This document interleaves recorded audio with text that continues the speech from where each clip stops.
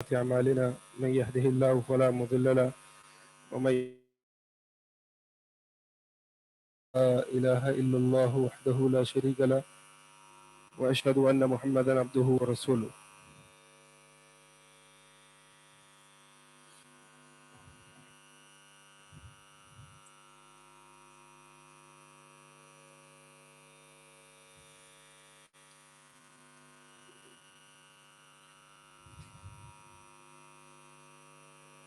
Last class میں حجیت حدیث اور انکار حدیث سے متعلق کچھ گفتگو ہوئی تھی.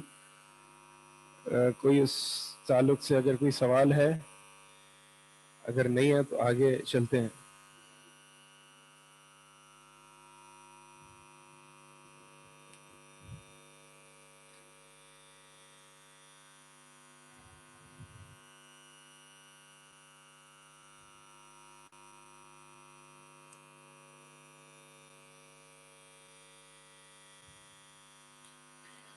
جی کوئی سوال ہے؟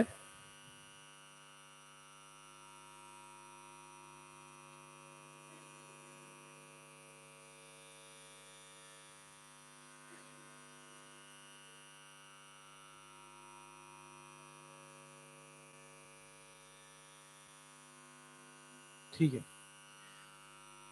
آگے چلتے ہیں. پیج نمبر ہے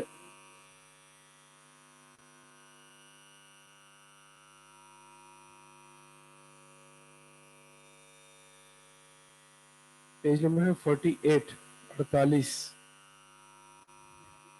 سوال ہے کہ ہم اللہ اور اس کے رسول صلی اللہ علیہ وسلم کی بات پر کسی کی بات کو مقدم کر سکتے ہیں؟ بڑا سادہ سا جواب ہے. اگر آپ مسلمان ہیں تو پھر اس طرح کا سوچ گوارا بھی نہیں کر سکتے کہ نبی صلی اللہ اور اس کے رسول کی بات پر کسی بات کو ترجیح دیں اور اللہ اور اس کے رسول کی بات کو چھوڑ دیں. تو جواب یہی ہے، بالکل نہیں. ہم کسی کی بات کو اللہ اور اس کے رسول صلی اللہ علیہ وسلم کی بات سے مقدم نہیں کر سکتے، کیونکہ اللہ تعالیٰ کا یہ فرمان ہے یا ایھا الذین آمنوا لا تقدموا بین یدی اللہ ورسولہ. اے وہ لوگوں جو ایمان لائے ہو، لا تقدموا نہیں آگے بڑھو اللہ اور اس کے رسول کے، یعنی آگے ان سے نہ بڑھو، بلکہ جو اللہ اور اس کے رسول نے دیا اسے لے لو اور جو اس سے منع کیا اسے رک جاؤ. اسی طرح رسول اللہ صلی اللہ علیہ وسلم کی حدیث ہے لا طاعۃ لمخلوق فی معصیۃ الخالق. اللہ کی نافرمانی میں جو ہے وہ کسی مخلوق کی اطاعت نہیں کی جائے گی.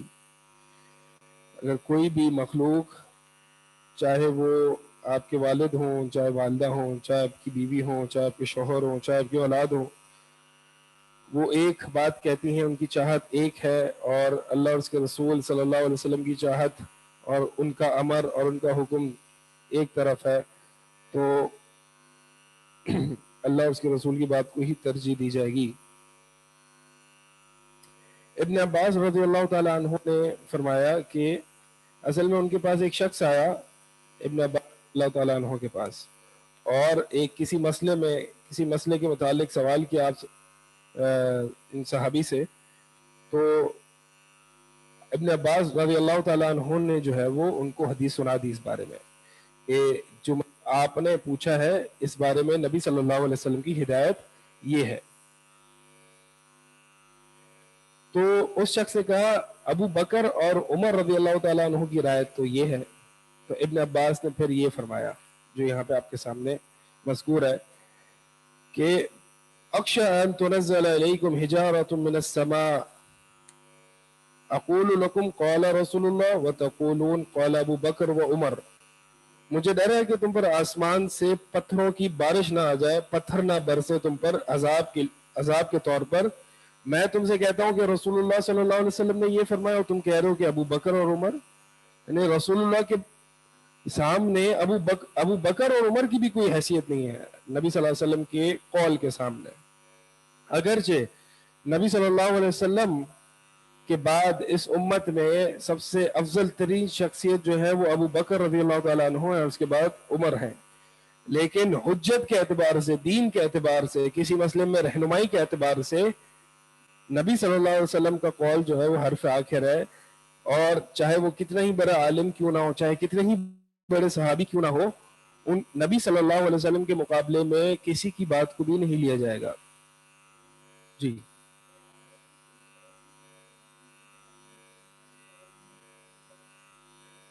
ہوں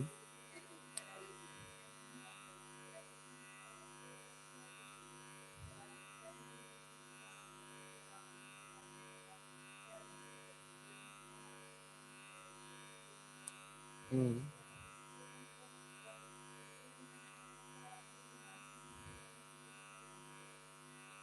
سوال ہے کہ کیا خلفائے کے راشدین کے دور میں جیسے کہ زمانہ تبدیل ہوا تو کچھ وہ چینجز بھی ان خلفائے راشدین کے دور میں ہوئی، جیسے کہ تراویح میں. تو سوال میں آپ سے سوال کر رہا ہوں کہ تراویح میں کیا چینجز ہوئی؟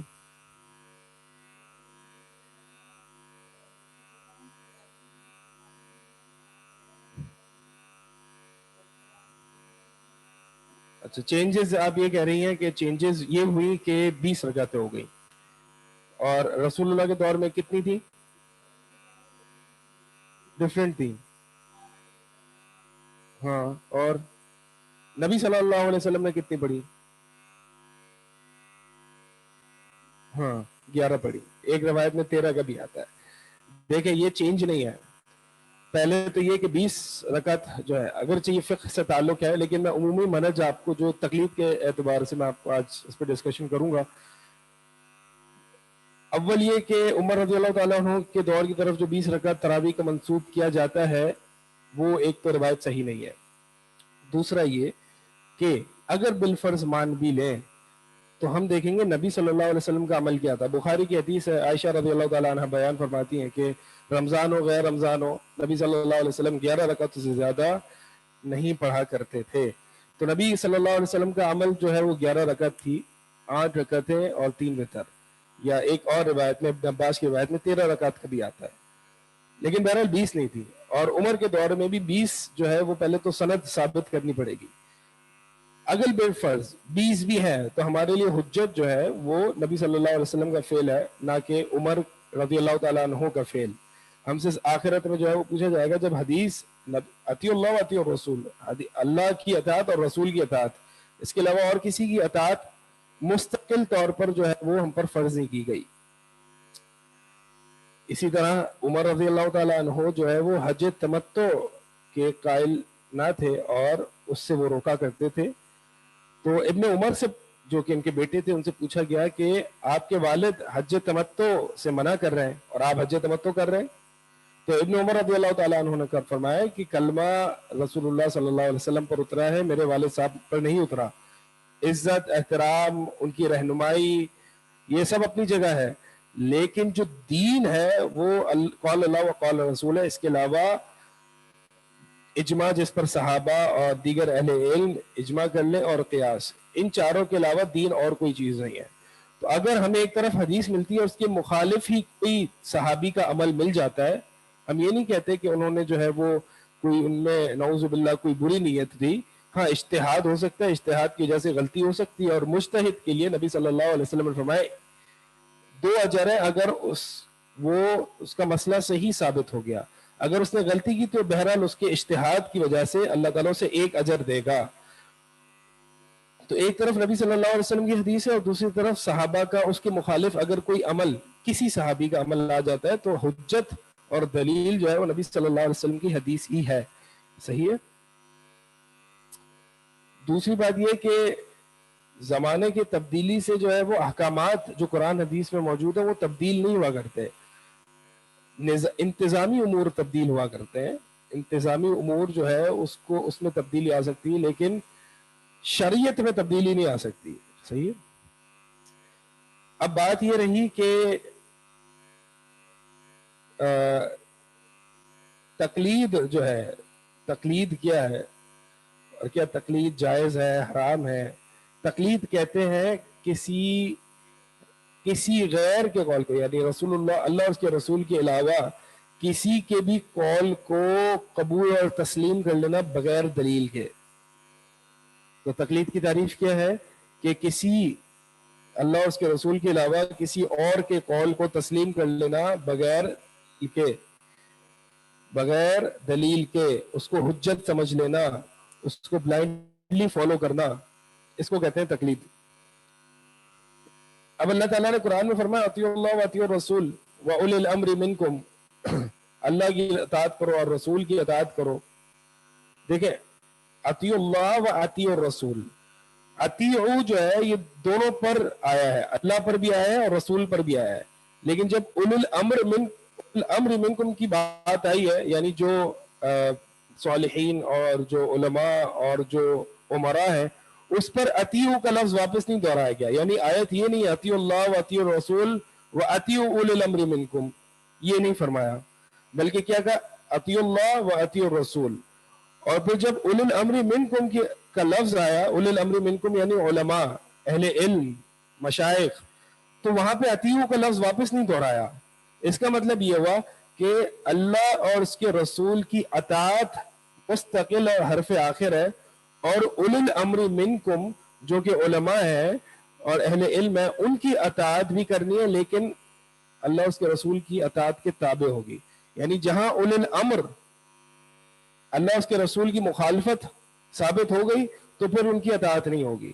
یہی فرمایا کہ لا طاعت لمخلوق فی معصیۃ الخالق، کہ کسی بھی مخلوق کی اطاعت نہیں کی جائے گی جہاں پر اللہ کی نافرمانی ہو، اللہ کی مخالفت ہو، وہاں پہ کسی کی بھی۔ تو یہی اولی الامر منکم کی جو اطاعت ہے وہ مستقل اور ایبسولوٹ سینس میں نہیں ہے، بلکہ وہ ڈیپینڈنٹ ہے۔ تو اولی الامر منکم کی جو اطاعت ہے وہ ڈیپینڈنٹ ہے اللہ اور اس کے رسول کی اطاعت پہ۔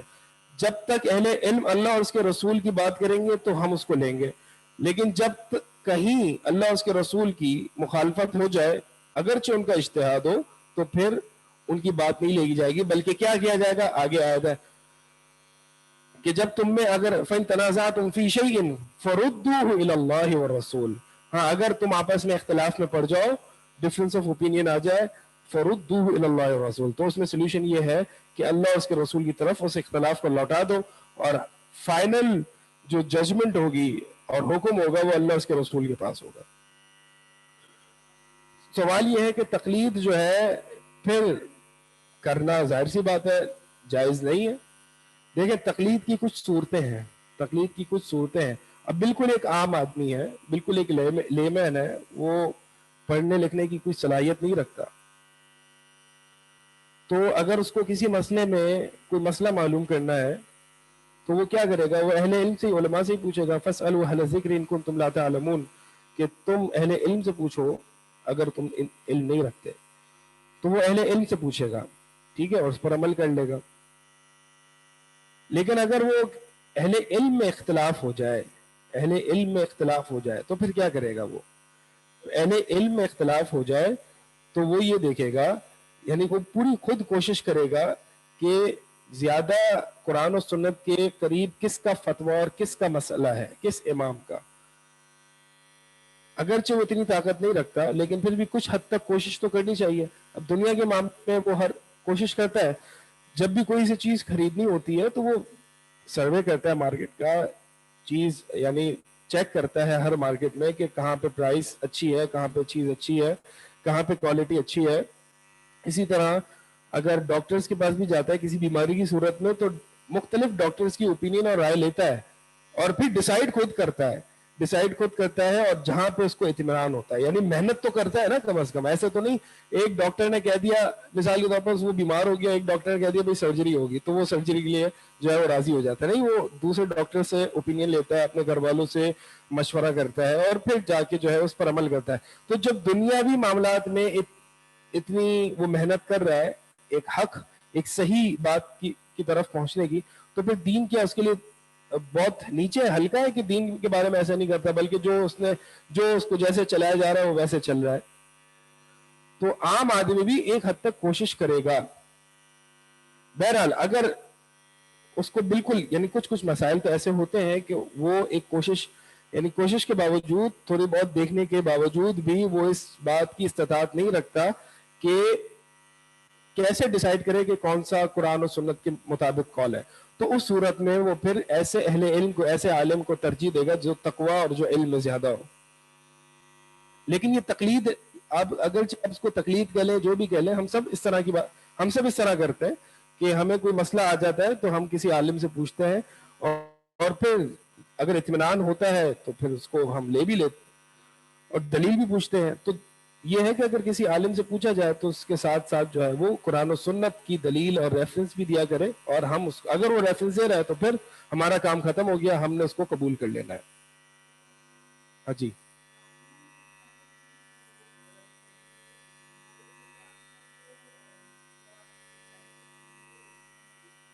ہوں ہوں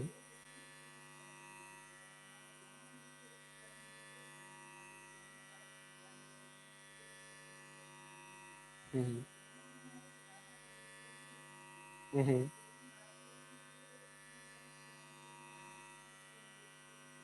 میں بھی تھوڑا سا آگے اور ڈسکس کروں گا، پھر اگر آپ کے پاس پھر سوال رہ جائے یہ والا تو پھر آپ چلو پوچھ لے گا. ٹھیک ہے. تو ایک تو یہ عام آدمی ہے، ٹھیک ہے، وہ کال قبول کر لے اور کسی کا عالم پر بھروسہ کر کے اگر وہ قرآن و حدیث سے ریفرنس دے رہا ہے تو اس کو لے لے، اس میں کوئی حرج نہیں ہے. لیکن اگر ایک طالب علم ہے تو اس کے لیے تحقیق ضروری ہے. وہ ضروری ہے کہ وہ تحقیق کرے کہ کس مسئلے میں راجع مسئلہ کیا ہے. اب دیکھیں مسئلہ یہ آتا ہے کہ کچھ لوگ کہتے ہیں کہ تقلید واجب ہے، وہ بھی 4 ائمہ میں سے کسی بھی ایک امام کی، امام ابو حنیفہ، امام مالک، امام شافعی، امام احمد ابن حنبل، ان 4 میں سے کسی کی بھی تقلید واجب ہے. اور وجہ ہے، وہ وجہ یہ بتاتے ہیں کہ وجہ یہ ہے کہ اتنا اختلاف ہے ہر مسئلے میں، اتنا اختلاف ہے کہ عام آدمی کے بس کی بات نہیں ہے کہ وہ اتنی تحقیق، عام آدمی کو تو عربی بھی نہیں آتی، اصول قواعد بھی نہیں آتے، تو وہ کیسے ترجیح دے گا اتنے اختلافات میں، اور یعنی ان ایشوز کو کیسے سالو کرے گا. لہٰذا یہ لوگ کہتے ہیں کہ ایک ہی امام کو، ایک ہی شخص کو آپ پکڑ لیں اور اس کے سارے اقوال اور فتاوے اور مسائل بس اسی کی پیروی کریں تاکہ آپ کنفیوز نہ ہو جائیں. دیکھیں یہ ایک اعتراض ہے اور یہ کہا جاتا ہے. میں جو ہے اب اس کا سلوشن میں بتا رہا ہوں، یہ تو ایک اعتراض تھا وہ میں نے نقل کر دیا، یہی اعتراض ہے، یہی کہا جاتا ہے. تو اب میں یہ کہہ رہا ہوں کہ دیکھیں جو اختلاف ہے، ڈفرینس آف اوپینین ہے، وہ بھی ڈفرینس آف اوپینین بھی ہر ڈفرینس آف اوپینین ایک جیسا نہیں ہوتا. آپ دیکھیں نا، یہ اللہ کے وجود کے بارے میں ڈفرینس آف اوپینین، نعوذ باللہ، نبی صلی اللہ علیہ وسلم کے آخر نبی ہونے کے بارے میں ڈفرینس آف اوپینین ہے. صحیح ہے. اور پھر ایسے بھی ڈفرینس آف اوپینین ہے کہ رکوع کے بعد ہاتھ باندھنا ہے یا ہاتھ چھوڑنا ہے. تو مقصد یہ ہے کہ ڈفرینس آف اوپینین کے بھی لیولز ہوتے ہیں. تو ڈفرینس آف اوپینین کون سا ٹالریبل ہے، کون سا انٹالریبل ہے، یہ ڈیسائیڈ کرنا پڑے گا. کچھ ڈفرینسز آف اوپینین ان کو ریکارڈ نہیں کیا جائے گا. آپ دیکھیں نا کتنے ہیں فرقے، شیعہ ہے، سنی ہے، بریلوی ہے، دیوبندی ہے، بوری ہے، اسماعیلی ہے، آغا خانی ہے، قادیانی ہے، صوفی ہے، نقشبندی وغیرہ وغیرہ. تو اب اب آپ کہیں گے اب یہ جو فرقے ہیں، یہ بات یاد رکھیے گا، یہ کوئی فقہی ڈفرینس آف اوپینین کی بنیاد پر نہیں قائم ہوئے ہوئے، یہ عقائد کی بنیاد پر ڈفرینسز آف اوپینین ہے، جس کی وجہ سے یہ الگ الگ نام دیے گئے. بات میں یہ کر رہا ہوں کہ ڈفرینسز آف اوپینین کا بھی لیول ہوتا ہے. یعنی وہ تو پھر ہم یہ کہیں گے کہ کرسچنز اور مسلمان کا ڈفرینس آف اوپینین ہے کہ کرسچنز جو ہے وہ اللہ کے رسول کو نبی نہیں مانتے اور ہم مانتے ہیں، لہٰذا ڈفرینس آف اوپینین آ گیا، اب کیا کرنا چاہیے. تو ڈفرینسز آف اوپینین ایک جو ہے کہ جس میں ڈفرینس کو ڈس ریگارڈ کیا جائے گا، وہ ڈفرینس کہلائے گا ہی نہیں. ٹھیک ہے. ورنہ تو آپ پھر سب کو لے آئیں گے گراؤنڈ پہ، پھر تو پوری دنیا کو اگر آپ گراؤنڈ پہ لے آئے تو چونکہ ہر بندہ مختلف ہے، سب کی عقلیں مختلف کام کرتی ہیں، سب کے اپنے اپنے رائے ہیں، تو پھر اگر آپ سب کو ہی یعنی اگر آپ ڈفرینس آف اوپینین کو ہی بیس بناؤ گے تقلید کی تو پھر تو ہر چیز میں ہے، پھر تو آپ یہاں تک پہنچ جاؤ گے. ٹھیک ہے. تو آپ کرسچن جو ہے وہ کرسچن ہی رہے، مسلمان ہی رہے، شیعہ رہے، سنی رہے، کیونکہ ڈفرینس آف اوپینین ہے، آپ ایک کو ہی فالو کرو. نہیں، میں یہ جو بات کر رہا ہوں کہ محض ڈفرینس آف اوپینین کو بنیاد بنانا اور دلیل بنانا کہ تقلید جائز ہے، تو یہ بات صحیح نہیں، کیونکہ ڈفرینس آف اوپینین تو ہر چیز میں ہے، حتیٰ کہ اللہ کے وجود میں بھی ڈفرینس آف اوپینین ہے. تو کیا وہ ہم کنسیڈر کریں گے؟ کیا نہیں کریں گے؟ تو لہٰذا اب لکھیں ڈفرینس آف اوپینین. پہلی قسم ڈفرینس آف اوپینین کی وہ ہے جس کو کنسیڈر نہیں کیا جائے گا, جس کو ڈس ریگارڈ کر دیا جائے گا, جس کو شاذ کہا جائے گا. یہ ڈفرینس آف اوپینین مثال کے طور پر سود حلال ہے حرام ہے. اب میں مسلمانوں میں آ جاتا ہوں. مسلمانوں میں سود حرام ہے, متفق علیہ ہے, ٹھیک ہے, لیکن بہرحال لوگ کہہ سکتے ہیں اس میں ڈفرینس آف اوپینین ہے مسلمانوں میں ہی. جیسے کہ میں نے پچھلی کلاس میں آپ کو غامدی صاحب کا ایک ویو پوائنٹ بتایا تھا, تو انہوں نے اختلاف کر لیا. تو اختلاف تو کوئی بھی کر سکتا ہے, اختلاف تو سب کے پاس زبان ہے, کوئی بھی اختلاف کر سکتا ہے, سب کے پاس قلم ہے. تو اختلاف بنیاد نہیں ہے تقلید کی, دلیل نہیں ہے تقلید کی. اختلاف ہے تو اس کو حل کرنا ہے, یہ سولوشن ہے. اختلاف کو حل کیا جائے, نہ کہ اختلاف کو مان کے ہاں بھائی اختلاف ہو گیا چلیں اب بیٹھیں اپنے اپنے گھر, سب اپنے اپنے طریقے پہ صحیح ہیں, سب خوشی خوشی رہنے لگے. ایسا تو نہیں ہوتا. دنیاوی معاملات میں تو ایسا نہیں ہوتا کہ دنیاوی معاملات میں بھی اگر کسی میں اختلاف ہو جائے تو ایسا ہوتا ہے کیا کہ ہاں سب ایک ایک ڈاکٹرز کو فالو کر لیں اور ایک ایک اس کو جو ہے اس کو فالو کر لیں اور ٹھیک ہے, ایک ایک ٹیچر کو ایک ایک پروفیسر کو سب لے کے پکڑ لیں. ایسا تو نہیں ہوتا نا, بلکہ اس اختلاف کو حل کیا جاتا ہے, اس کو سالو کیا جاتا ہے. تو میں اب واپس اپنی بحث پہ آتا ہوں دوبارہ. ڈفرینسز آف اوپینین یعنی اختلاف کی قسمیں ہیں. پہلی قسم جس کو ڈس ریگارڈ کیا جائے گا, جس کو کنسیڈر نہیں کیا جائے گا, جس کو ڈیو کنسیڈریشن نہیں دی جائے گی, وہ اس طرح کے اختلاف ہے کہ جو قرآن اور حدیث جس پر ایکسپلیسٹ اور کلیئر ہے. لکھ لیں اگر چاہیں تو.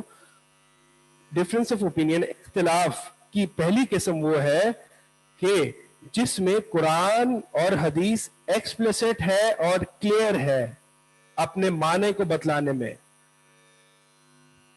جیسے کہ سود حرام ہے, زنا حرام ہے, میوزک حرام ہے. اب میوزک کے بارے میں بھی ڈفرینس آف اوپینین تو آ گیا نا, لیکن اس کو کنسیڈر کیا جائے گا. حدیث میں واضح طور پر اس کی حرمت ہے اور قرآن میں بھی اس کی حرمت موجود ہے, صحیح ہے. تو یہ وہ ڈفرینس, یہ یعنی یہ بھی ڈفرینس تو ہے, پایا جاتا ہے, اختلاف تو پایا جاتا ہے, ٹھیک ہے. غامدی صاحب نے بھی موسیقی کو, میوزک کو حلال کہا ہے اگر اس میں فحاشی نہ ہو, لیکن یہ میوزیکل انسٹرومنٹس کو نبی صلی اللہ علیہ وسلم نے حرام کر دیا. وہ حدیث ایکسپلیسٹ ہے, صریح ہے, صراحت ہے اس میں. تو ان ڈفرینسز آف اوپینین کو اس میں اختلاف کی گنجائش ہی نہیں ہے. تو ان صورتوں میں کیا کیا جائے گا؟ ان صورتوں میں قرآن حدیث کی جو قرآن حدیث ہے واضح ہے. ایک اور مثال ہے نماز میں رفع الیدین کرنا. رفع الیدین کرنا یعنی رکوع میں جانے سے پہلے ہاتھ کندھوں تک اٹھانا یا کان تک اٹھانا اور رکوع سے اٹھ کے رفع الیدین کرنا.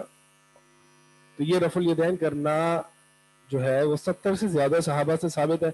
احادیث کلیئر اور ایکسپلیسٹ ہے کہ نبی صلی اللہ علیہ وسلم نے اس طرح نماز پڑھی. اب اگر کسی نے اختلاف کر دیا اپنی اجتہاد کی بنیاد پر یا اس تک وہ حدیث نہ پہنچی ہو, تو اب ہمارے پاس تو حدیث پہنچ گئی نا, تو اب ہم یہ اس قول کو نہیں لے سکتے. مثال کے طور پر امام ابو حنیفہ کے نزدیک جو ہے وہ رفع الیدین سنت نہیں ہے, صحیح ہے. باقی دیگر تینوں ائمہ کے نزدیک اور جمہور اہل علم کے نزدیک جو ہے وہ رفع الیدین سنت ہے نماز میں. تو اب ہم کیا کریں گے کہ ہم امام صاحب سے, امام ابو حنیفہ سے ہی حسن ظن رکھتے ہوئے, جیسے کہ ہم نے صحابی عمر سے جو میں نے پہلے مثال دی, حسن ظن رکھتے ہوئے یہی کہیں گے کہ ان کا اجتہاد تھا اور ان تک ہو سکتا ہے حدیث نہ پہنچی ہو. ویسے بھی وہ اس زمانے میں اور اس کوفہ میں رہتے تھے کہ ان کی امام ابو حنیفہ کی ویسے احادیث قبول کرنے کی شرائط بہت زیادہ قوی اور سخت تھی, کیونکہ اس وقت کوفہ میں بہت فتنہ اور فساد تھا اور ہر بندہ اپنی جھوٹی حدیث سنا رہا تھا. اور دوسرا یہ کہ امام ابو حنیفہ سے حدیث لینے کے, حدیث کی طلب میں جو سفر ہے وہ اتنا ثابت نہیں ہے, صحیح ہے. وہ انہوں نے ایک ہی جگہ پر اپنا جو ہے وہ کیا اور انہوں نے جو حدیث ان کو موصول ہوئی, جو نہیں ہوئی انہوں نے اپنا اجتہاد کیا. تو ہم یہی کہتے ہیں کہ ان کو اجتہاد کی غلطی ہے ان کی, اور ہم ان سے یہی حسن ظن رکھتے ہیں. لیکن بہرحال اب ہمارے پاس بخاری کی حدیث, مسلم, ابو داؤد, نسائی, ابن ماجہ, جو حدیث کی کتاب اٹھائے اس میں رفع الیدین موجود ہے. تو اب ہمارے لیے یہ جائز ہے کہ حدیث آنے کے بعد جو کہ کلیئر ہے, ایکسپلیسٹ ہے کہ نبی صلی اللہ علیہ وسلم جب رکوع میں جاتے تو رفع یدیہ حذو منکبیہ کہ وہ اپنی کندھے تک جو ہے وہ ہاتھ اٹھاتے. ایکسپلیسٹ ہے. اب ہمارے لیے جائز نہیں ہے کہ امام ابو حنیفہ کے قول کو لیں اور نبی صلی اللہ علیہ وسلم کی حدیث کو ٹکرا دیں. یہ جائز نہیں ہے. اب جائز نہیں کیونکہ ایک کلیئر اور ایکسپلیسٹ حدیث آ گئی. جب کلیئر اور ایکسپلیسٹ حدیث آ جائے تو difference of opinion doesn't matter. Difference of opinion اختلاف کی کوئی گنجائش ہی باقی نہیں رہتی. یہ پہلا کا اختلاف ہے. ٹھیک ہے.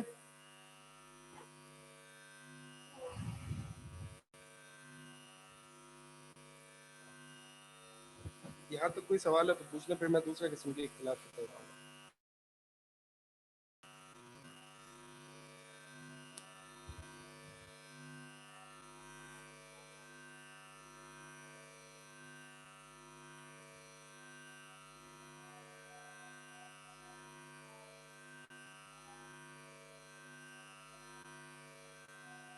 جی سوال کر لیں. اگر سوال نہیں ہے, میں پڑھا رہا ہوتا ہوں, پھر آپ لوگوں کے سوال آتے ہیں, اس کو میں دیکھ نہیں پاتا ہوں. تو ابھی سوالات ہیں تو وہ کر لیں جب سوالات کا ٹائم ہو.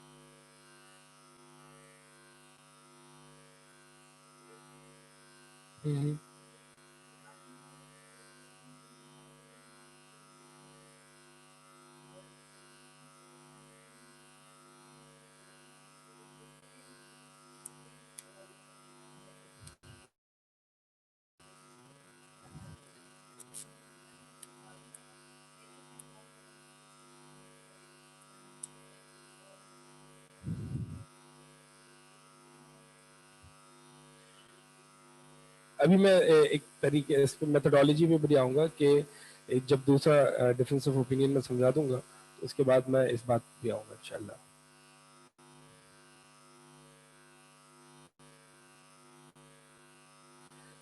سوال ہے کہ میرے پاس یہ ہے اور میرے پاس وہ ہے, یعنی پرسنل جو ہے اگر سوالات ہیں تو اس پہ فتویٰ چاہیے ہوتا ہے, اور میں مفتی نہیں ہوں. تو اگر ایک جنرل کویشچن ہے تو وہ کیا کریں, زیادہ بہتر ہے. پرسنل کویشچن جو ہے وہ آپ ایڈمن کے ذریعے کر لیا کریں, تو اس پہ میں اس کو دیکھ لوں گا انشاءاللہ. اگر مجھے نہیں آئے گا تو میں آپ کو دوسرے اہل علم کی طرف رجوع کرنے کا کہہ دوں گا. لوگ کہتے ہیں کہ نبی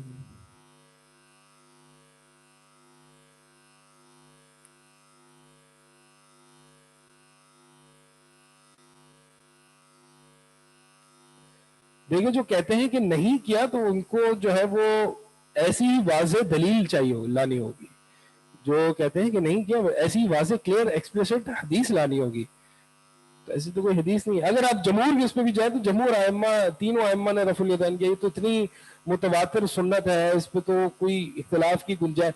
ایک تو حدیث واضح اور ایکسپلیسٹ ہے, اوپر سے امام شافعی, امام مالک, امام احمد, امام بخاری, امام مسلم, جتنے ائمہ ہیں سب سے رفع الیدین ثابت ہے. تو اس میں تو یہ تو ایک وہ مسئلہ ہے کہ جو ہونا نہیں چاہیے, لیکن بہرحال ہے اختلاف. لیکن اس اختلاف کو جو چونکہ حدیث کلیئر ہے اس پہ تو ہمیں انشاءاللہ کوئی مسئلہ نہیں ہے, ہم حدیث کو ہی دیکھیں گے. اب میں آتا ہوں کہ دوسرا قسم کا اختلاف کون سا ہوتا ہے. دوسرا قسم کا اختلاف جس کو میں کہہ رہا ہوں کہ ٹالریبل ڈفرینس ہے, ٹھیک ہے, اس میں اختلاف کی گنجائش ہے. وہ ہوتے ہیں کہ جہاں پہ حدیث اور قرآن تو ہے, قرآن کی آیت یا حدیث تو ہے, لیکن وہ اوپن ٹو ڈفرینٹ انٹرپریٹیشنز ہے. صحیح ہے, جہاں پہ ایک سے زیادہ انٹرپریٹیشن کی جا سکتی ہوں. اب مثال کے طور پر سود حرام ہے, اللہ تعالیٰ نے بے حلال کیا, اور وحرم الربا, اور اللہ تعالیٰ نے ربا حرام کیا. اس میں کوئی دوسرا معنی لے سکتا ہے؟ کوئی دوسرا معنی ہے نہیں ہے, گنجائش ہی نہیں ہے. لیکن کچھ ایسی احادیث ہیں اور کچھ ایسی آیات ہیں جس میں انٹرپریٹیشن زیادہ ہو سکتی ہے. میں مثال دیتا ہوں, مثال سے سمجھاتا ہوں. بِأَنفُسِهِنَّ ثَلَاثَةَ قُرُوء, جو مطلقہ عورتیں ہیں, یافتہ عورتیں ہیں, انہوں نے اپنے آپ کو روکے رکھنا ہے, یعنی آگے شادی کرنے سے,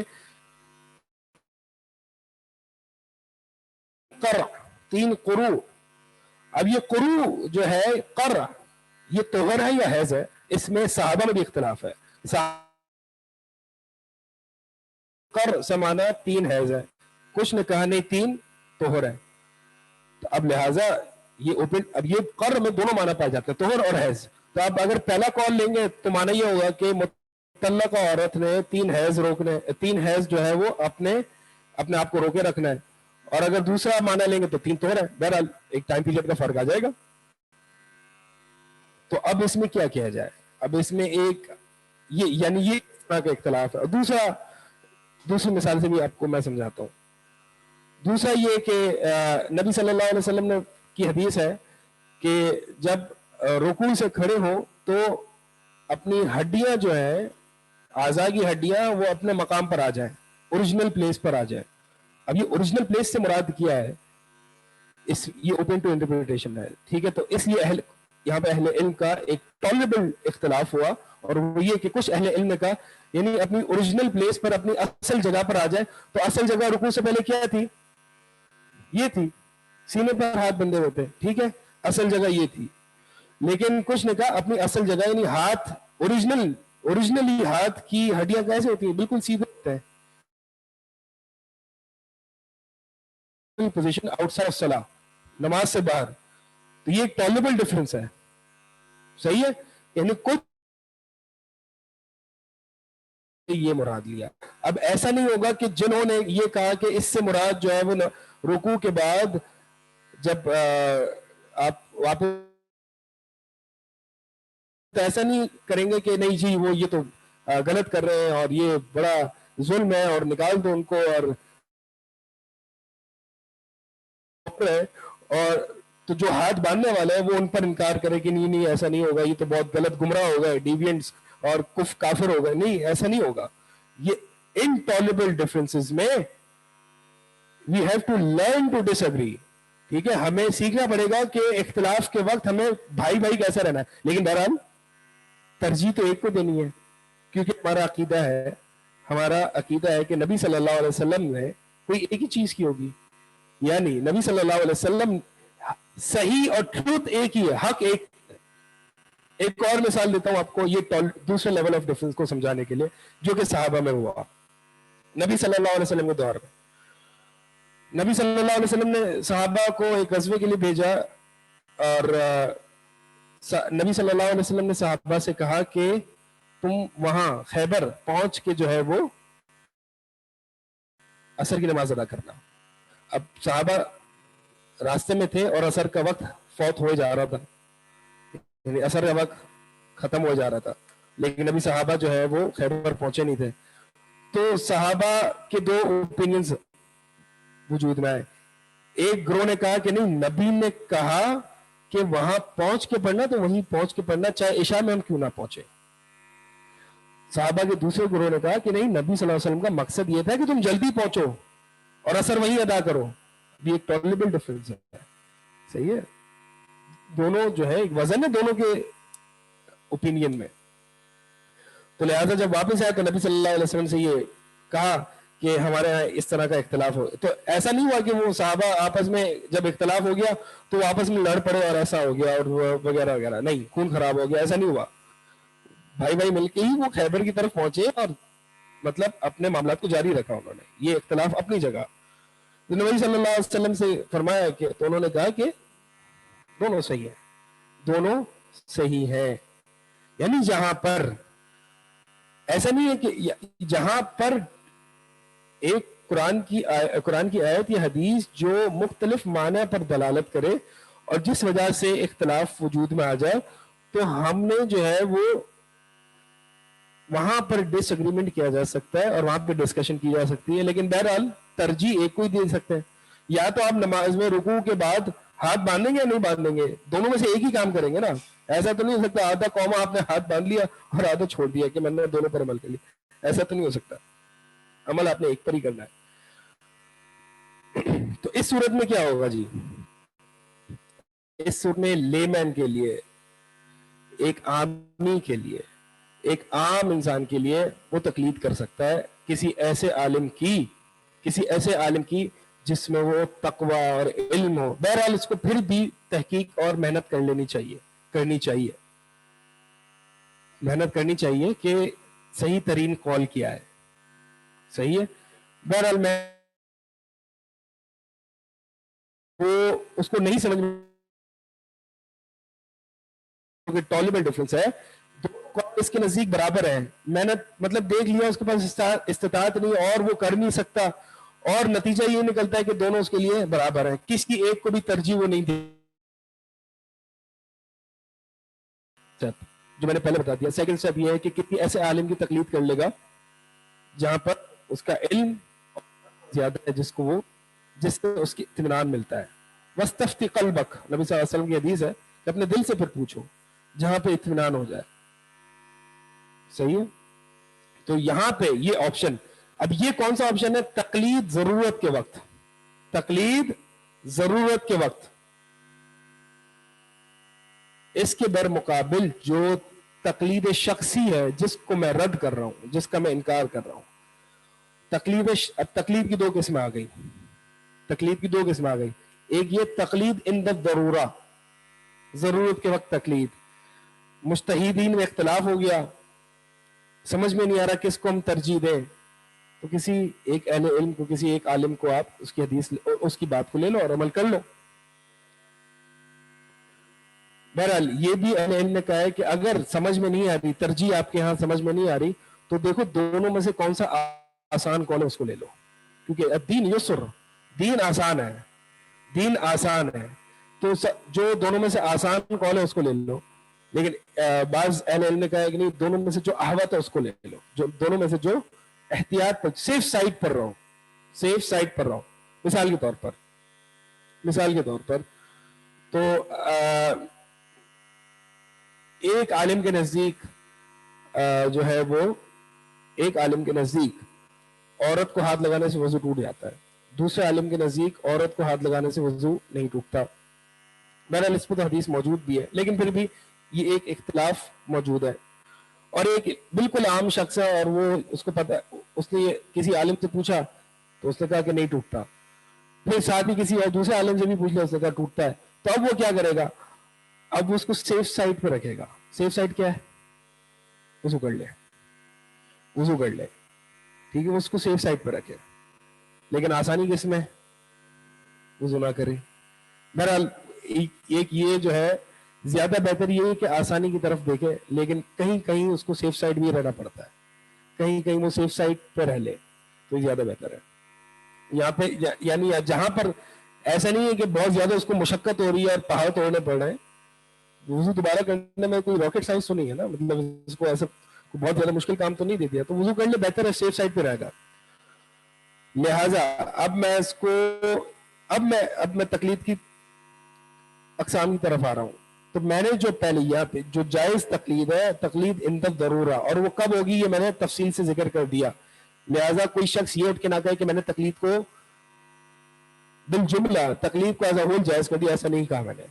ٹھیک ہے، تقلید کو کمپلیٹلی ایبسولوٹلی جائز کر دیا، ایسا نہیں کہا. کچھ مقامات پر ہم سب کر رہے ہوتے ہیں. ایک محدث نے کسی حدیث کو صحیح کہہ دیا، ہم تقلید کر رہے ہیں اس کی کہ اس نے صحیح کہا ہے. ہم بڑے یعنی طلباء اور علماء میں بھی کبھی کبھار استطاعت نہیں ہوتی کہ وہ حدیث کی تحقیق کر سکیں، تو تقلید کر لیتے ہیں کسی محدث کی. اب مثال کے طور پر مجھے شیخ البانی، میں تحقیق نہیں کر سکتا، تو مجھے شیخ البانی پر ایک استناس اور ایک انسیت ہے، تو میں ان کی تحقیق پر بھروسہ کر لیتا ہوں. تو میں نے تقلید ہی کی نا ان کی، میں نے خود سے تحقیق نہیں کی. تو میں مثالوں سے یہ بات سمجھا رہا ہوں. اب دوسری جو قسم ہے جو کہ تقلید شخصی معین، کسی ایک شخص کی ہر قول، ہر بات میں بغیر تحقیق کے، آنکھ بند کر کے اس کی بات کو لے لینا، تو بھائی یہ حق تو صرف نبی کا ہے. ایسی بلائنڈ فالوئنگ صرف نبی صلی اللہ علیہ وسلم کی ہے. اگر آپ کسی اور کو اس مقام پر رکھ دیتے ہو تو پھر یہ آپ کو شرک کی طرف لے جا سکتا ہے، شرک کی طرف لے جا سکتا ہے. تو تقلید شخصی، مثال کے طور پر میں تقلید شخصی کیا ہے اس کی اور وضاحت کرتا ہوں. تقلید شخصی ہے کہ میں حنفی ہو گیا یا میں مالکی ہو گیا. اب جب میں نماز پڑھوں گا تو مالکی کے حساب سے پڑھوں گا، نکاح ہوگا تو میری مالکیہ کے حساب سے ہوگا، نکاح ہوگا جس میں تو وہ مالکیہ عورت سے ہوگا. اور یعنی اتنا تعصب، حزبیت ہوگا. اور یہ حزبیت اور تعصب پایا جاتا تھا حرم شریف میں، مسجد الحرام میں 4 مصلے ہوتے تھے. ایسے 150 سال پہلے 4 مصلے ہوتے تھے، مالکیہ، شافعیہ، حنبلیہ، اور یعنی ایک دوسرے کے پیچھے نمازیں نہیں ہوتی تھی. صحیح ہے. یہ تعصب تھا، یہ تعصب تھا کہ میں نے جب ایک نہیں، چاہے اس طریقہ سے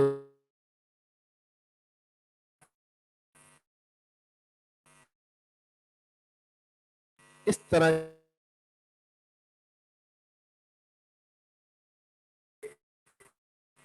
ضروری ہے، واجب ہے آپ پر کہ آپ یا تو حنفی ہو جاؤ، یا شافعی ہو جاؤ، یا مالکی ہو جاؤ، یا حنبلی ہو جاؤ. اگر آپ ان میں سے ایک میں سے بھی کسی میں نہیں ہوتے تو آپ نے بہت بڑا جرم کیا اور گناہ کبیرہ کیا. تو یہ طریقہ یہ صحیح نہیں ہے. ہاں تقلید عند ضرورہ، جو ہم سب کر رہے ہوتے ہیں تقلید کر سکتے ہیں، کہ جہاں پر ٹالریبل ڈفرینسز ہیں وہاں پر ہم تقلید کر سکتے ہیں. صحیح. میں اس بحث کو سمرائز کر دوں، پھر میں ٹائم ہمارے پاس کب تک ہے؟ 5 منٹ میں اس کو میں سمرائز کروں گا، پھر میں سوالات لے لوں گا. سمرائز میں اس طرح سے کر رہا ہوں کہ دیکھیں، ہم تقلید کی بات کر رہے تھے. اصل میں کتاب میں جو بحث آئی تھی، حتیٰ کہ کوئی یہ سوال نہ کرے کہ ہم یہ کیوں پڑھ رہے ہیں. صحیح ہے. کتاب میں ہم نے یہ پڑھا تھا کہ کیا رسول اللہ اور اس کے رسول، اور آگے اختلاف کے بارے میں بھی سوال آئے گا اسی کتاب میں، تو میں نے ابھی سے اس کو ڈسکس کر لیا. تو اللہ اور اس کے رسول کے قول پر کسی کے قول کو مقدم کر سکتے ہیں، یہ سوال تھا. تو اس سے یہ بات نکلی تقلید کی. میں نے بتایا کہ تقلید کیا، تقلید یہ ہے کہ کسی اللہ اور اس کے رسول کے علاوہ کسی کے قول کو حجت تسلیم کر لینا، دلیل بنا لینا، اور اس کی بات کو قبول کر لینا بلائنڈلی بغیر کسی دلیل کے. پھر میں نے بتایا کہ ایک اعتراض کیا جاتا ہے کہ بھائی بہت زیادہ ڈفرینس آف اوپینین ہے، بہت زیادہ اختلاف ہے، عام آدمی کے بس کی بات نہیں، وہ کیا کرے. تو میں نے پھر اس کا جواب دیا کہ دیکھیں، ڈفرینسز آف اوپینین یا اختلاف کی 2 قسمیں ہیں. ایک وہ اختلاف ہے جو کہ انٹالریبل ہے، تو یعنی وہ قابل برداشت نہیں ہے، اس کو اختلاف کنسیڈر نہیں کیا جائے. جیسے کہ مثال کے طور پر اگر کوئی کہتا ہے کہ قبروں کو سجدہ کرنا جائز ہے، اور ایک کہتا ہے قبروں کو سجدہ کرنا جائز نہیں ہے، یہ کوئی اختلاف ڈیو کنسیڈریشن کے لائق ہے؟ نہیں، ٹالریبل ڈفرینس ہی نہیں ہے. اس میں تو واضح احادیث اور قرآن موجود، لا تدعوا مع اللہ احدا، اللہ کے سوا کوئی کسی کو غیر اللہ کو نہ پکارو. تو ان جیسے مسائل میں تو تقلید کی ہی نہیں جا سکتی. اور یہ ڈفرینس آف اوپینین جو ہے وہ ڈفرینس آف اوپینین ہے ہی نہیں.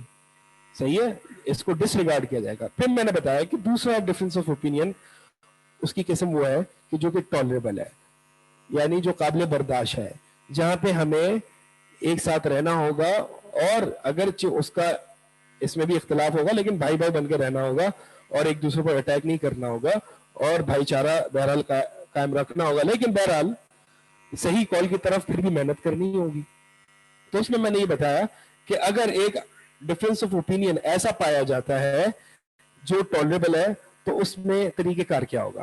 پھر میں نے بتایا کہ طریقہ کار ایک عام آدمی کے لیے وہ یہ ہوگا کہ سب سے پہلے تو وہ یہ دیکھے کہ تھوڑی سی کوشش کر لے، جتنی اس میں گنجائش ہے کوشش کر لے کہ قرآن و سنت کے قریب ترین قول یا فتویٰ کس کا ہے. یہ کوشش نہیں کر سکتا، یعنی کوشش کرنے کے باوجود بھی اس کو سمجھ میں نہیں آ رہا، کسی کو ترجیح نہیں دے پا رہا.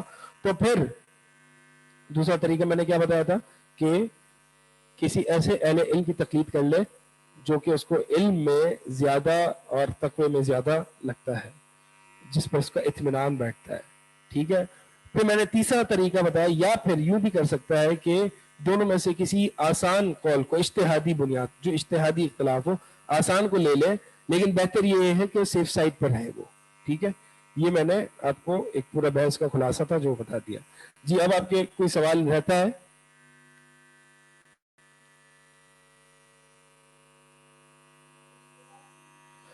اچھا کہ بہت سے لوگوں نے ہاتھ ریز کیا ہوا ہے, ہمارے پاس 10 منٹ ہے, بہت سے لوگوں نے ہاتھ ریز کیا ہوا ہے, تو ہم اس کے ان کے سوال جو ہے وربلی لے لیتے ہیں. جی ہاتھ ریز کر لیں تو اسی حساب سے میں سب کے سوالات لے لوں گا. جی آپ کا سوال کر رہی ہیں.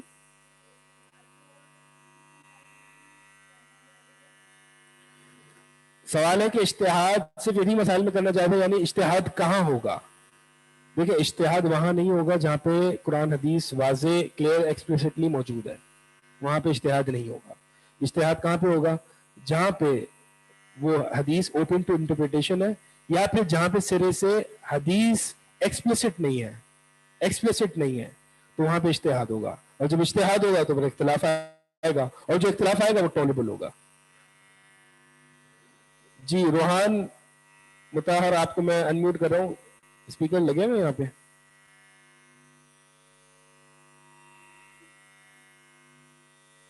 صفی ہیلو ہیلو جی السلام آواز آ رہی ہے علیکم. آپ کی. سر یہ میرے بیٹے کا نام سے میں بیسکلی لاگ ان ہوئی ہوں. مجھے اصل میں ایک چیز تھوڑا سا شیئر کرنی تھی. شیخ حمزہ یوسف میرے خیال کافی لوگ جانتے ہوں گے, تو انہوں نے اس کو ایکسپلین کیا تھا. کن کو مطلب یہ چیز میرے لیے بھی بہت. آواز شیخ تھوڑی حمزہ یوسف, شیخ شیخ حمزہ یوسف, حمزہ یوسف. اچھا حمزہ ہاں جی. یوسف کنورٹڈ مسلم ہے, یہ امریکہ وغیرہ میں ہوتے.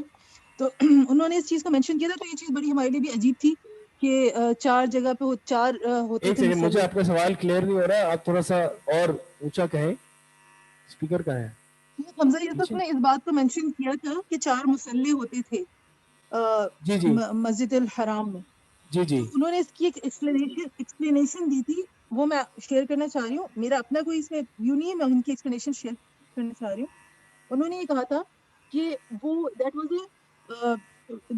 اس زمانے اسپیکر نہیں ہوتے تھے, تو اس لیے مختلف جماعتیں ہوا کرتی تھی, کیونکہ ظاہر اچھا سی بات ہے سب کو کمپائل کرنا پاسبل بھی نہیں تھا نا. دوسری بات انہوں نے کہی تھی کہ اللہ تعالیٰ نے قرآن کو بنایا بھی اس طرح سے ہے کہ اچھا ایک سیکنڈ, یہاں مختلف تک جو لوگ مجھے سمجھ میں الگ آیا ہے طرح میں آپ کو ریپیٹ کر دوں. یہ جو سوال ہے, آپ نے یہ کہا کہ میں نے سنا کہ جو 4 مسلے ہوا کرتے تھے وہ اس وجہ 4 جماعتیں ہوا کرتی تھی 4 مسلوں میں, وہ اس وجہ سے ہوتا تھا کیونکہ مائکس نہیں ہوتے تھے, اور تو الگ الگ جماعتیں ہونا ضروری تھی. ٹھیک ہے, یہی سوال ہے. ضروری نہیں تھی, مطلب بہت اور بھی جماعتیں ہوتی تھی. وہ یہ کہہ رہے تھے کہ صرف 4 ہی نہیں ہوتے تھے بلکہ اور بھی ہوتی تھی جماعتیں, اور بھی ہوتی تھی. کیونکہ ضرورت ٹھیک کے ہے, حساب سے ضرورت کے تو حساب سے تھی. کیونکہ دوسری مائک بات نہیں جو میں تھا. نے یہ کہی تھی, ایک ٹھیک ریزن, ہے. This is one of the reason, وہ والا بھی ریزن ہے کہ سب لوگ الگ الگ بھی کرتے تھے کیونکہ ان کی فقہ اچھا بھی الگ تھی. صحیح ہے. دوسرا اور انہوں نے کہا دوسرا تھا کہ سوال. کوئی بھی جس کی جماعت رہ جاتی تھی وہ دوسرے کے ساتھ پڑھ لیا کرتا تھا. صحیح اور ہے. یہ انہوں نے کہا تھا کہ بہت سارے بڑے بڑے علماء سے بھی ثابت ہے کہ انہوں نے دوسرے فقہ کو بھی فالو کر کے ان کے پیچھے پڑھ لیا. بس یہ بات مجھے شیئر کریں. ٹھیک ہے. ایک تو یہ کہ نبی صلی اللہ علیہ وسلم نے حجۃ الوداع کیا, آپ کی وفات سے پہلے بہت سارے صحابہ تھے, تو کبھی ایسا نہیں ہوا کہ مختلف جماعتیں ہوئیں. اس وقت بھی مائک نہیں ہوتا تھا, تو ہوتا یہ تھا کہ ایک یعنی اتنی تکبیرات کو ٹرانسمٹ کرنے والا ہر چوتھی پانچویں رو میں موجود ہوتا تھا. تو طریقہ اسلام کا یہی رہا ہے, یہ نہیں رہا ہے کہ آپ مختلف جماعتیں کر لیں. ٹھیک ہے, تو مختلف جماعتیں جو ہیں وہ اس بنیاد پر نہیں ہوتی تھی کہ کسی کی جماعت رہ جائے تو وہ اس لیے الگ الگ جماعتیں ہوتی تھیں, یا اسپیکر یا ہیڈ فونز نہیں تھے اس لیے الگ الگ جماعتیں ہوتی تھیں. یہ تو مسئلہ تو اسلام شروع میں بھی تھا, تو ہوتا یہ تھا کہ ہر چوتھی پانچویں صف میں اگر امام کہتا اللہ اکبر تو مقتدی میں سے ایک کوئی کہہ دیتا اللہ اکبر, اس آواز کو آگے ٹرانسمٹ کرنے کے لیے. صحیح ہے, تو طریقہ یہ رہا ہے, طریقہ یہ نہیں رہا کہ مختلف جماعت کر لی جائے اس کے لیے, یا جتنی بڑی جماعت ہوگی اتنا بڑا ثواب ملے گا. تو یہ ریزن تو عقلی طور پر بھی اس کو سمجھ میں نہیں آتا, واللہ عالم. آگے جی کن کا سوال ہے؟ نمرہ قریشی جی.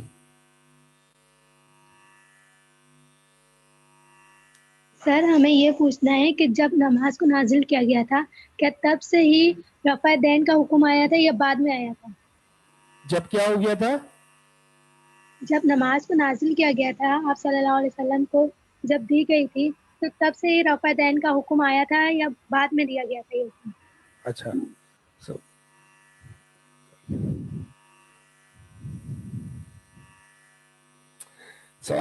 سوال یہ ہے کہ نماز نازل ایک تو نہیں ہوئی تھی, نبی صلی اللہ علیہ وسلم معراج پہ گئے تھے, حکم نماز کا حکم نماز فرض ہوئی تھی.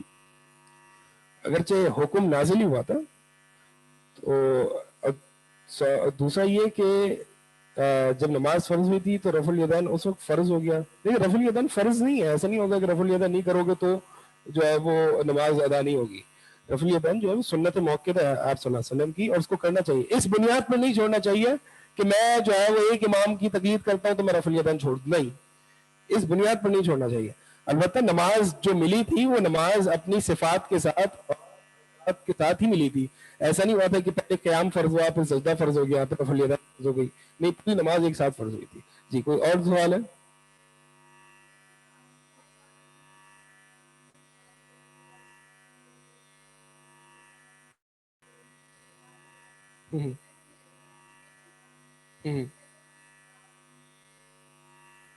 ہاں وہ یہ رہ گیا, آپ نے یاد دلیا دی. عقیدے میں ڈفرینسز آف اوپینین, ابھی ہم نے جو بات کی جو فقہ میں ڈفرینسز آف اوپینین ہے جو ٹالریبل ہے اور ایک انٹالریبل ہے.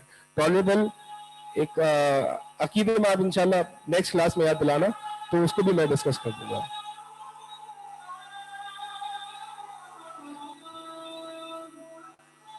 اچھا, اذان ہو رہی ہے, پھر میں سوال لے لیتا ہوں.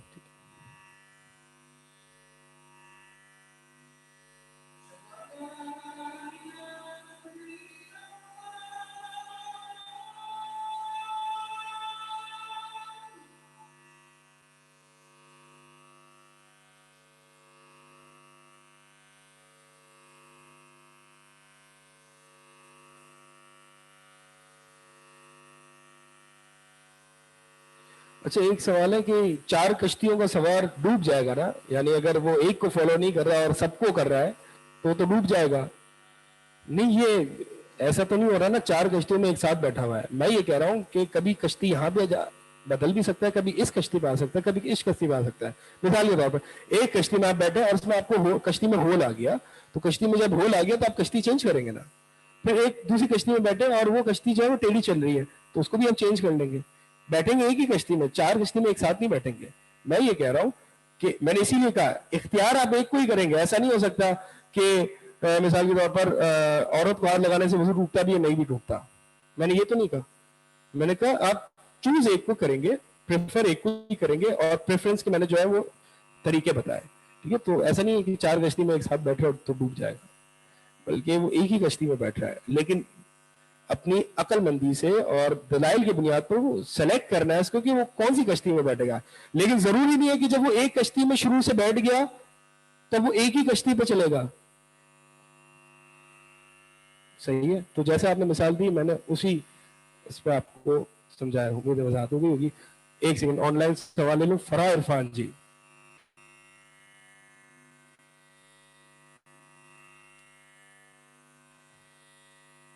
السلام علیکم.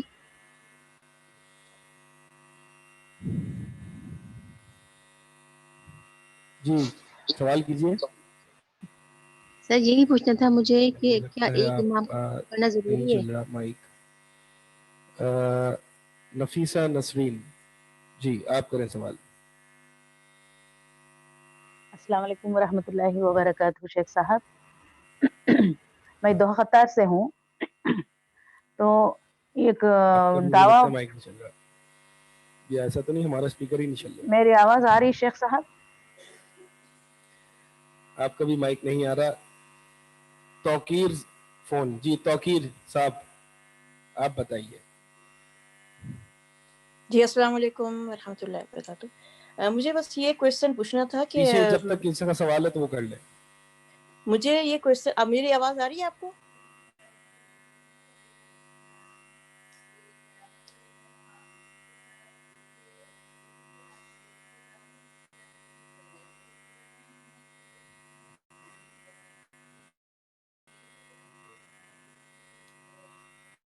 سوال ہے کہ وہ جو حدیث کوٹ کی جاتی ہے کہ قیامت والے دن آپ کسی ایسے شخص کے ساتھ رہائے جاؤ گے جس کی آپ تقلید کیا کرتے تھے, تو لہٰذا اس سے تو تقلید ثابت ہوتی ہے. تو جواب یہ ہے کہ وہاں تقلید کے الفاظ نہیں ہے, وہاں وہ ہے کہ ان کے پیچھے اتباع کے الفاظ ہیں. تو آپ کیا چاہیں گے, آپ امام ابو حنیفہ کے ساتھ اٹھائے جائیں نبی صلی اللہ علیہ وسلم کے ساتھ؟ اگر حدیث کو ہم تقلید بھی مان لیتے ہیں تو نبی کی تقلید اولا ہے یا ابو بکر کی اولا ہے؟ تو پھر اگر تقلید کرنی ہے تو امام ابو حنیفہ کیوں؟ اوپر چلو نا تھوڑے، ابو بکر کی طرف آ جاؤ یا عمر کی طرف آ جاؤ. نہیں ایسا نہیں ہے. یہ اس حدیث میں ایک تو تقلید کے الفاظ ہی نہیں ہے بلکہ اتباع کے ہیں. یعنی ہر شخص جو ہے وہ اپنے امام جس کے پیچھے وہ جس کو وہ رول ماڈل بناتا تھا اس کے پیچھے چلا کرتا تھا دنیا میں، اسی کے ساتھ اٹھایا جائے گا. اور لاسٹ کوشچن. ٹھیک ہے روحان صاحب آپ کا السلام علیکم ورحمۃ اللہ. سر ایک بات اور پوچھنی تھی کہ اگر فتنے کو فتنے سے بچنے کے لیے اگر کوئی شخص مجھے لگتا ہے اسپیکر نہیں چل رہا، اسپیکر ہی نہیں چل رہا، پتہ نہیں. Hello hello